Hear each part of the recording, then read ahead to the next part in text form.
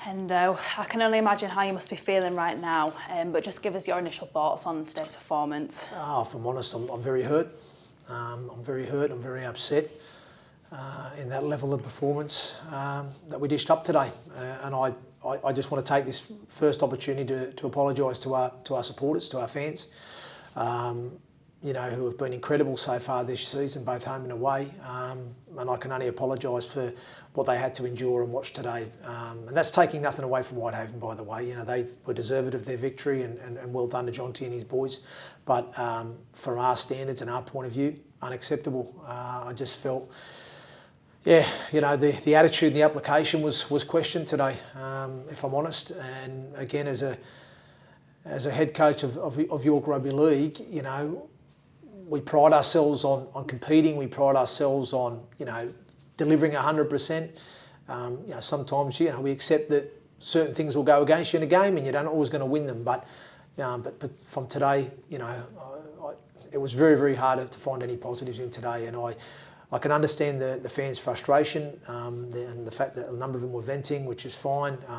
I'll cop that as a head coach. And they have every right to be fair, because they paid their hard-earned money to come here and support their team, and all they want to see is a team that does them proud. And unfortunately, we delivered a performance today that was far from good enough and far from allowing them to be proud of it. Mm-hmm. And you've often spoken about attitude, effort and application just there. How do you go about building this outside of the game? And do you feel that there's a disconnect between what's happening at training and what's happening on the pitch? Yeah, well, it's a good question, that, Joni, because we looked at, obviously we were disappointed with the way we lost that game at Batley last week, obviously narrowly. And I'll be dead honest, and you probably hear so many coaches go, oh yeah, we had a great week at training and all that. And if I didn't feel we had a great week at training, I'd just say it now. Look, we didn't have a great week at training, probably saw this one coming. But I thought the attitude and the application at training was first class. It really was. So I thought, do you know what? This has been a really good week. We're going in there. Everyone's clear on what they need to do. I'm confident from what we've seen at training as coaches that, we're going to deliver this on Sunday. And we just didn't at all. So, and again, I don't want to ever say that players aren't trying, because it's not a case that they're not trying. They're just not helping each other because they're not doing the little things well enough for long enough periods. And then when you find that you're struggling with a bit of confidence and you're frustrated, you try and solve things on your own or try and make things happen, when we just need to have a little bit more patience, a little bit more calmness, keep things a bit more simpler and do the little things well. But unfortunately today we just compounded ourselves far too often with errors, penalties, gaffed up a lot of field position. But again, that doesn't excuse not defending your goal line. The way that we just, for me, said, there you go, Whitehaven, fall over the line, no problem, that's what hurt me the most. We just didn't show enough resolve or resilience when needed. Seems like it's really kind of tricky to pinpoint what's going to solve this problem and kind of get that bridge between what's happening in training, as you say, appears first class, to what's happening on a Sunday at 3 o'clock. Yeah, well, ultimately you're judged on the Sunday, aren't you? So you're not judged on what you do at training. So you can train well or you can train poor. You're ultimately judged on what you do on Sunday. And at the moment, if we're being brutally honest, we've been very, very inconsistent for a number of weeks. And again, I know I've probably defended the boys a bit in terms of looking at, we have had a lot of disruption with injuries, suspensions. We've not been able to get that rhythm or flow within the team. But ultimately, it doesn't excuse effort, attitude and application, which I thought was really down today. And that's what's hurt me the most as a coach, because, you can control those areas without other things going against you. And for me, it's a case of, as a team, we're just not helping each other enough.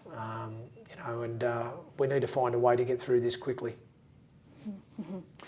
And we'll just touch on injuries a little bit here. So obviously Will Dagger making his return after this horrific armpit injury. How was he for you today? Yeah, well, he's got through the game, which is good, So there's always a risk that it could reopen, but by all accounts, he's got through the game, So, but yeah, there's obviously a few players today that have picked up some knocks. We'll have to assess them, and we'll see where we go from there.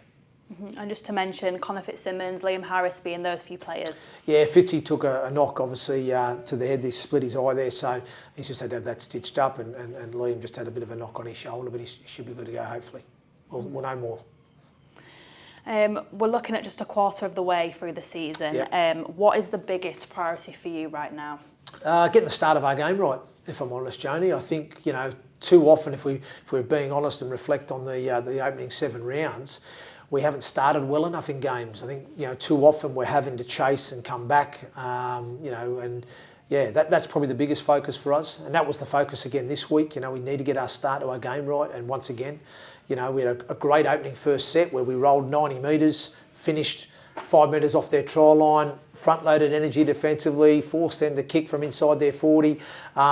We get the ball back and then play one, we get run into touch. We go down a sideline and get run into touch, you know, and then ultimately aren't good enough to defend the next set. It's like, you know, it's just frustrating because I know that playing group can be better than what they're showing at the moment, and at the moment they're not delivering. And just lastly, obviously a huge game next Sunday. We're facing the semi-finals of the 1895 Cup against Sheffield Eagles.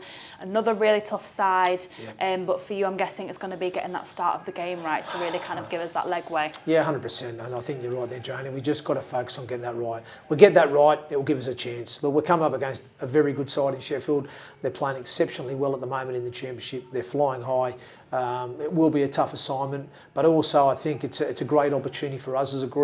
You know, nice distraction away from the league. You know, we're 1 win from Wembley. How exciting is that? You know, it really is. And we've got to see that as an opportunity, and we have to seize that moment as well as a group. So, but as you rightly said, you know, getting the start of the game right will give us a chance to get a foothold in and hopefully build and grow as the game progresses. But yeah, that's going to be the main focus this week.